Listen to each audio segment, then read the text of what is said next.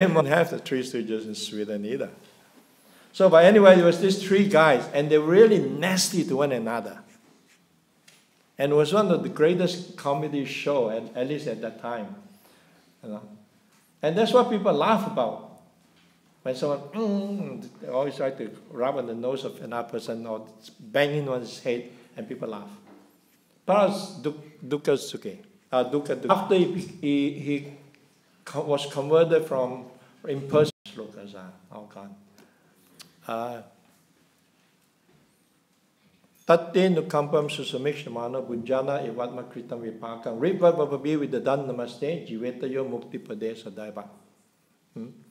He offered this verse from the Bhagavatam by Lord Brahma. He said, a sincere devotee, he accepts all adverse conditions as due to his past karma. And he will continue worshipping the Supreme Personality of Godhead with great sincerity and faith. And such a person is a candidate for liberation.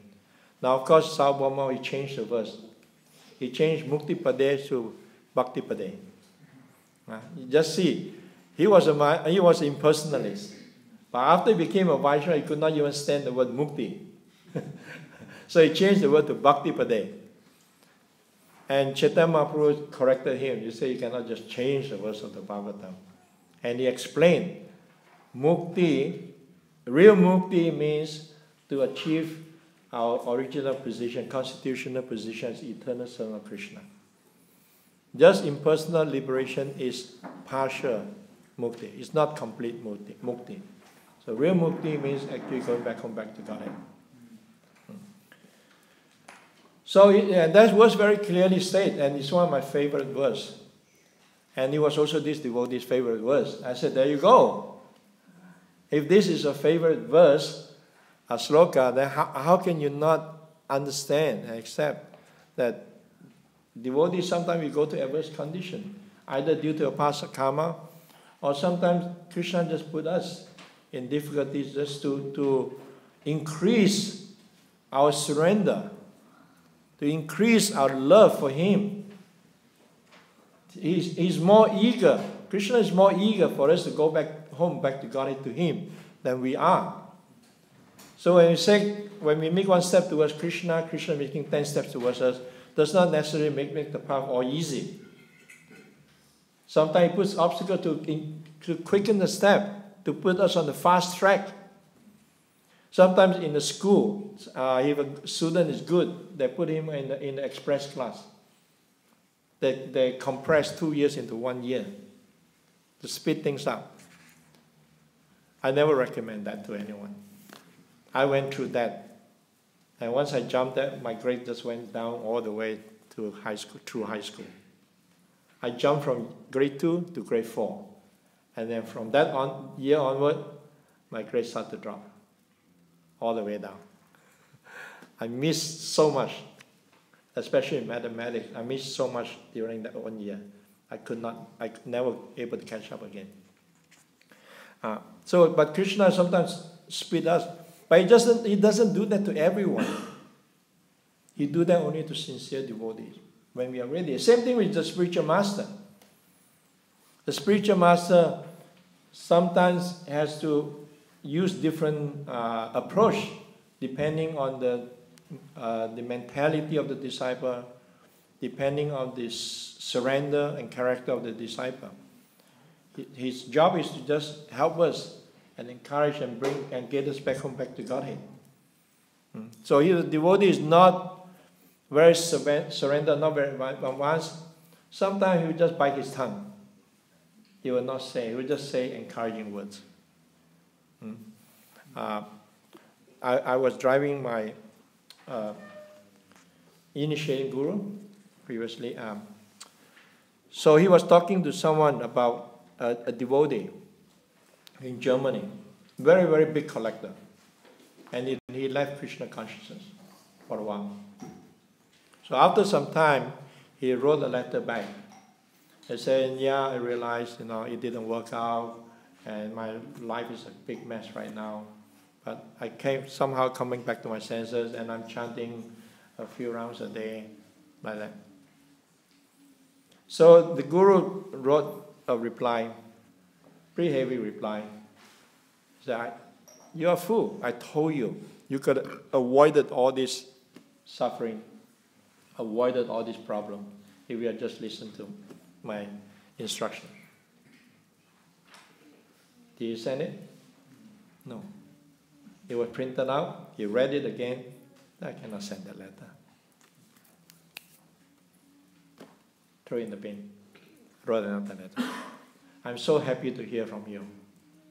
I'm so happy to hear that you are chanting Hare Krishna. Please continue and try to associate with the devotees. Encourage them. What would have happened if we had sent the first letter? That devotee was devastated. Whatever little attempt he's trying to make his way to come back would be smashed. When I hear there was such an important lesson to me when I was listening to that conversation while driving. We have to become like the spiritual master is like a doctor. How much or anesthetics before they do operation, they are the most important person. They have to know exactly how much to put to the drops they should put in. So the spiritual master, Krishna, they know exactly what we need to get us moving. And especially a guru with a disciple, he's expert in getting the disciple to keep on surrendering. So Dhruva Maharaj, a Kshatriya. So Kshatriya, when they get stung, they don't lie down. They fight back. And Narada Muni noticed that. Just see when he tried to discourage Dhruva Maharaj, and Dhruva Maharaj said, "Please, I know you're giving me good instruction, good intention, but it doesn't really affect me." And Narada Muni acknowledges that. Just see the spirit of the Kshatriya, even in a young boy. I was quite a number of years ago, I was the temple president in Copenhagen. I was there for like 10 years, temple president. And it was hard. It was somewhat a tough service, temple president. And for a few years, the son devotee just constantly giving me trouble, constantly undermining me. And of course, I also contributed to it because I was not very regular going to the program, because I was very sickly in those days. I hardly have energy to chant my rounds and try to manage everything. I had a big temple to manage. I also managed the restaurant, the Sankirtan party, and all these things, finance, everything I did. And there was not many devotees helping me. So just barely enough time, enough energy to chant. So what to say of getting up? And I was so sick that at least once a week, I would be sleeping 14 hours straight. Just blackout. My wife would try to wake him up a few times, I know that. Just to give you an idea how weak I was. Even in my sleep, I was dreaming that I was tired. Even subconsciously, even my subtle body was tired. I was so exhausted in those days. So constantly, and it just became too much. No matter what I do, it was just too much. So I wrote a resignation letter to my GBC and my guru. I say just too much now. They can complain this, but now they're starting to question my integrity. They think I'm taking money from the temple. I said that's the last straw. If nothing else, whatever my fault, that is something I hold very dear, integrity. So I said, I can't take it anymore. I'm going to quit. I'm going to quit and I'm going to go back to Malaysia and serve the temple there. So, and you know exactly what to say. He wrote back, I've depended on your management for so many years. And he even wrote, until today I never understood. And you're the most important grandson of Srila Prabhupada. And I was thinking of expanding your service. And now you want to quit. What can I say? Now, if you are supposedly call yourself a sincere and dedicated disciple, what are you going to do? Are you going to quit? You can't quit. He knew exactly which button to press. And I just hunkered down. I said, all right, okay, I won't quit. What do you want me to do? And I said, all right, I want you to become the regional secretary for this, to help the temple in Finland also. And then they expanded to Denmark. And that's overseeing temples in 3 different countries. So Krishna knows, the spiritual master knows exactly what button to push and how much to push. We don't have to worry, and it will not push us so hard that we can't handle it. So every day I send out some I want to share something with you. Some positive text, message every day. It started with 10, 20 youth, and now expanded to three different media. My daughter liked it so much, she created a messenger on Facebook. All her friends and the friends are adding a friend. So I don't know how many are there now. So I put it there. I put it in the WhatsApp group, and then I put it in my Facebook. And just to share with you. And it's so true. You know how to fly. Isn't that beautiful? And that's the any devotees been around for a while. You have this experience. Sometimes that is unknown, and you just trust Krishna, and you just go forward with it. Either catch you if you make a mistake, or you learn to fly. And that's the experience you get. And at the end of the conversation with this devotee, I asked him, I was a bit blunt, as I can be. I said, Prabhu, how long have you been in contact with Krishna consciousness? He told me. So a decade or so. I said, and if you take stock of your life, do you feel that you really make much progress during the decade? As you could be? Not really. Then I said, if you don't mind me saying, I've known you for quite a number of years, your spiritual life is pretty stagnant. So all this intellectual discussion is not going to help you advance in Krishna consciousness. You can look at this glass of water, examine it this way, examine that way, and I ask him, say, Krishna, what do you think this water tastes like? And then I ask him, what do you think this Krishna? And then we try to understand the taste of this water from different angles to increase our faith in the water. How's that going to happen? So yesterday, I told him, and I told the discussion yesterday in Urban Yoga, we have to become spiritual scientists. That means we study, we hear from Guru, Sadhu, Shastra. The knowledge, get the knowledge which are like theories. We apply it in the laboratory of our life. And from that experiment, we take observations. We observe and draw our own conclusion. That's science. So we all have to become like spiritual scientists. We have to put this knowledge in application.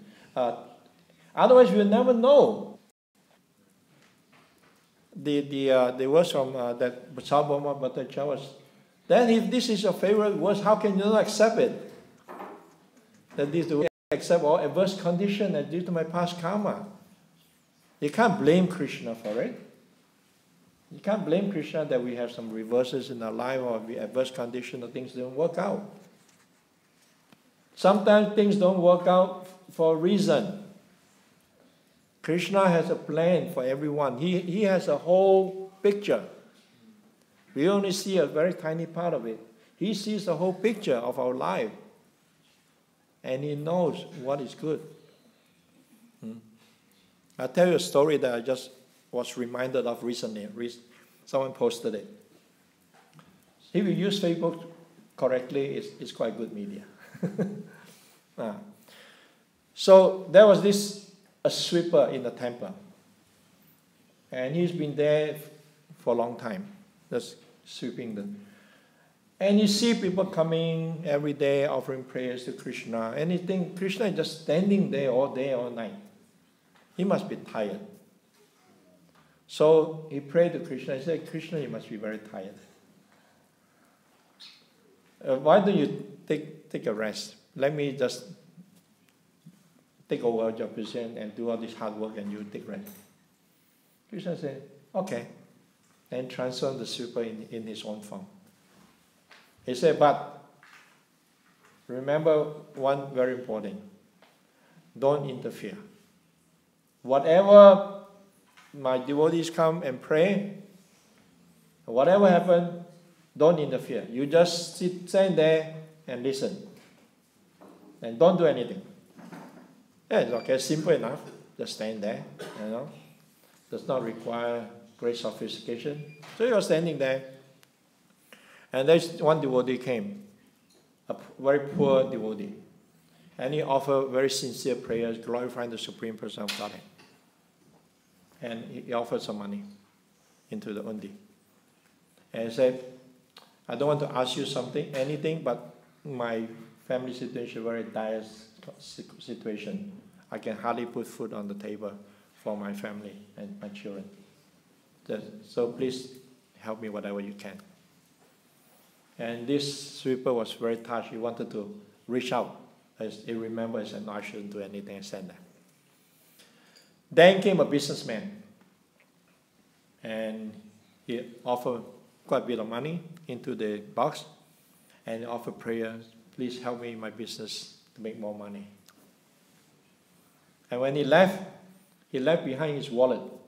He left his wallet there and he left. And the sweeper again wanted to call him out to him. Hey, you forgot your wallet. He said, I forgot. We're going on the boat in the ocean. Just please protect me on my trip. No, sorry. First it was the businessman came.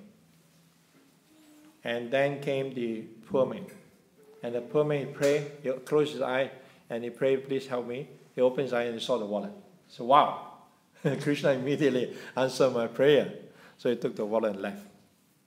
Then came the sailor. So as the sailor was praying, the businessman came running back with some police. And looking for his wallet. The wallet was not there. And he said, he must be the one who stole my wallet. And the police took the sailor away. And now the sweeper couldn't take it anymore. He said, wait, stop. He is not the culprit. He didn't steal. It was someone else who took your wallet. So then afterward, Krishna came back. He said, how did it go? He said, that's simple enough. Just stand there, these devotees came and worshipped. And he related each one what happened. And Krishna said, you fool. I told you not to interfere. You were just supposed to just stand there, hear the prayers, and do nothing. And then Krishna appeared. He explained that this businessman, he earned his money through all these cheating ways. He was cheating and doing all these nefarious activities to earn his money. So, and what he gave was just a tiny fraction of what he has. Whereas this poor man, when he offered that donation, that was everything he had. That was all. It was like practically his last coin. And he gave it to Krishna. Completely surrendered fully. And this sailor, there was going to be a storm, big storm tonight. And he would have died in the storm. But because he was captured by the police and put in jail, he didn't go on the boat. So sometimes, because of our short-sightedness, we try to interfere and cause more harm. But we have faith in Guru and Krishna, then everything will work out. We may go through this and that and up and quite a number of years ago, I had this test. We will be tested. Just like in school, university, they will be tested that if it's stagnant at that point, or pass the test and move forward, and advance more and advance more. Every time we pass the test, we get closer to Krishna. Our faith in Krishna becomes stronger. And we also gain the trust of Krishna more each time. We left Krishna. Krishna didn't leave us. We left Krishna. Right? We abandoned Krishna. Now we have to regain his trust in us and show that I'm sincere this time. Maybe this is not our first attempt. Maybe you have tried in the previous life too and didn't succeed. And it's a continuation. Are we really sincere? How much do we really want it? Do we want Krishna as much as Dhruva Maharaj wants the kingdom bigger than his grandfather? How much do we want? How much are we willing to go through? And one thing that we can take comfort in, even though when we go through very, very tough time, just as happiness is temporary, distress is also temporary. The pain is also temporary. Nothing lasts. So we go through some hard time, it is not going to last. It will also pass away. Just as sometimes the dark cloud blocking the sun, it's not going to stay there forever. At one time, the dark cloud is going to move away and the sun will shine again in our life. We all experience that. If we're going through hell, don't stop. Then you stay in hell. Keep going. Sooner or later, you're going to come out of it. Just keep going. So austerity is there. Difficulty will be there. But how we handle it makes the difference. Sometimes you may have seen some older devotees, they seem to have no problem, isn't it? They seem to be smiling all the time. They just go through their life. It's not that they have no problem. It's not that they're not facing any difficulty. But over the years, they've gone through and they've gradually learned and learned more and more how to handle those difficulties with a smile. And they begin to see, oh, here's Krishna coming to me again. Here's Krishna testing me. And it become like a pastime. It become like a reciprocation between the devotees and Krishna. Sometimes we have a few difficulty and you forget, sometimes you forget Krishna for a while. When you become so bad, one of the first things I do, I just go to my temple room and I pray, Krishna, what are you trying to do now? What lesson are you trying to put me through now? It's really intense. It's tough and it's really intense. Right? But you have a reason for doing what you're doing. So I'm praying, just please help me to maintain my faith in you. Please give me the strength and courage to go through it, see through it. And it becomes fun when you take it that way. You just talk to Krishna. What do you? It's not so. It's not so intense as would have been. Just accept it. And sometimes, like when someone loses someone very dear, and the first reaction is denial. You reject. But once you embrace the fact, then gradually the pain just decreases. You just accept it. This is it. Now I just have to learn to deal with it. And I'll finish this with one point which you can take comfort in. Something I read or heard, not from Guru Sadhu Shastra. We are actually between how we feel to be going on the wrong way and the right way. The difference, no matter how far away, is just a moment. If we find ourselves falling into a trap of going the wrong direction, once you remember that, you have to do it for a long time. Just a switch of consciousness. Because here is actually it's a spiritual world. It's covered. It's a covered Brahman, right? The covered part of the spiritual world. So it's just a matter of switching our consciousness. And immediately, we're right on track. It's very easy. I require a bit of practice, but to have control of that switch, then life becomes a lot more easier. Thank you very much. Any comments? Yes? You have a comment? Oh, comment first. Wisecrack? Okay, question. So you were mentioning before that sometimes the spiritual master or the senior devotee see that the devotee is not surrendered at all, and they just bite their lip and they don't chastise him, but maybe they just say some nice words. So how can we avoid ever coming into this condition?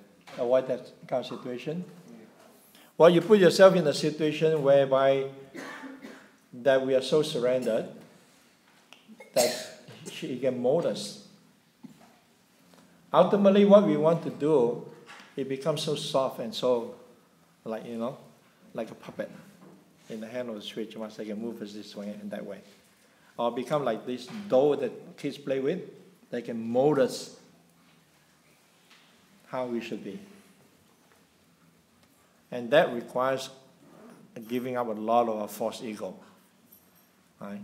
We all fear giving up our independence.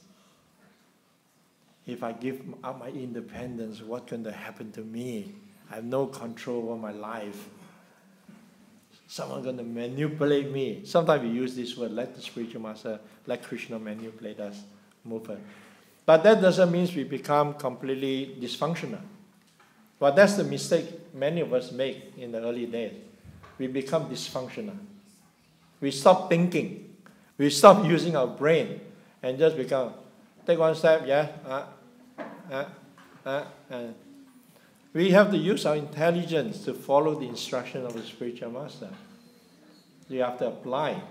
Just like when we apply the knowledge in the laboratory of life, we have to use intelligence to apply it. So we have to act, keep following the instruction of the spiritual master, and he knows.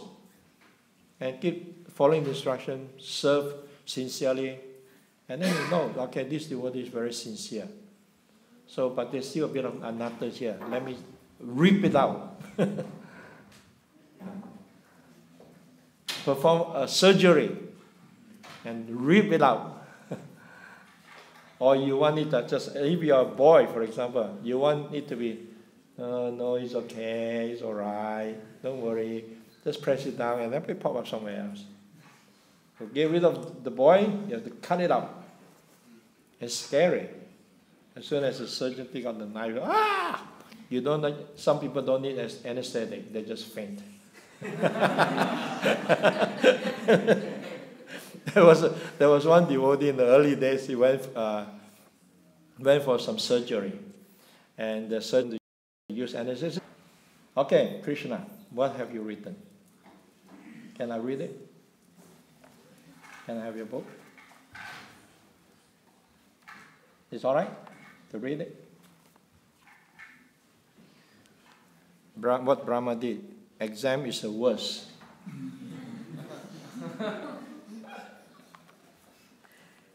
We should make our devotional smooth. But I was saying that our devotional service is not always smooth. We stop thinking. You should follow our guru. Good. Nice. What about you? You wrote something? Can I read? Thank you. People fast. We should chant extra Hare Krishna. People do austerity. we go a part of our life sometimes. The lion is the king of the forest. We can spend hours to read. Dhruva's heart was broken. Dhruva is determined. The good example, you're following Dhruva Maharaj's example. Are you? You want to follow his example? No, you don't have to follow his example of fasting.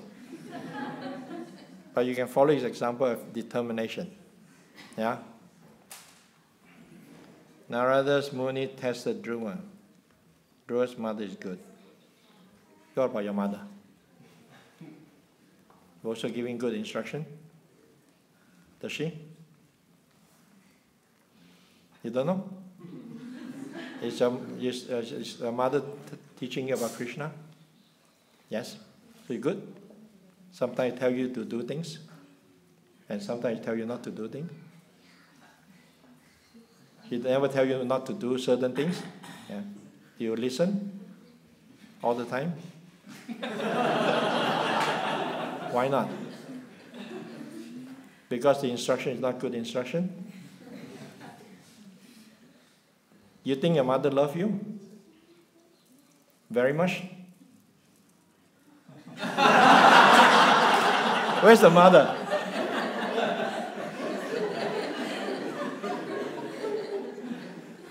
What is it? Is there some child abuse going on here?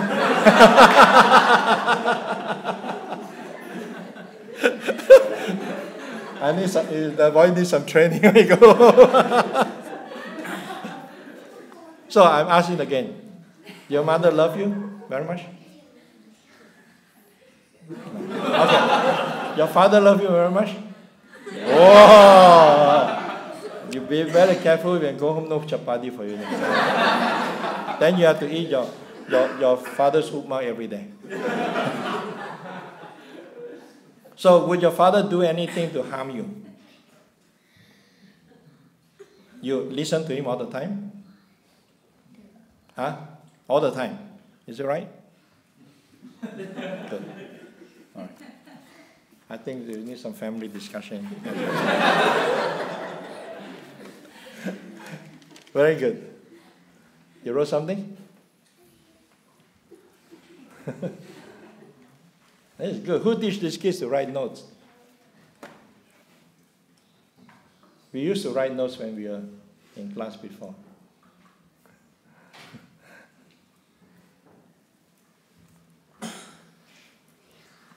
Dhruva was able to stand on one leg.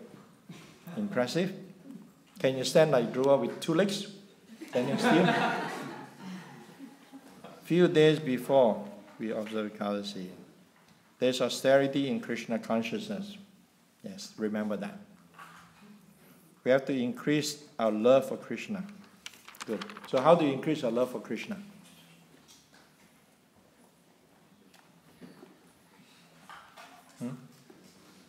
How? You want to share it with everyone? How? You know? You don't know. Who is your parent? Where's your mother? And your father? Not here. Okay. Ask your mother. Ask your mother how you can increase your love for Krishna. Okay, when you go home? You going to do that? And you listen? Even if something you don't like, you still do it? Right. Good. Good boy. All right. Any other? Since you have no question, I have to use the kids to do something. Okay. Shri Prabhupada ki jai.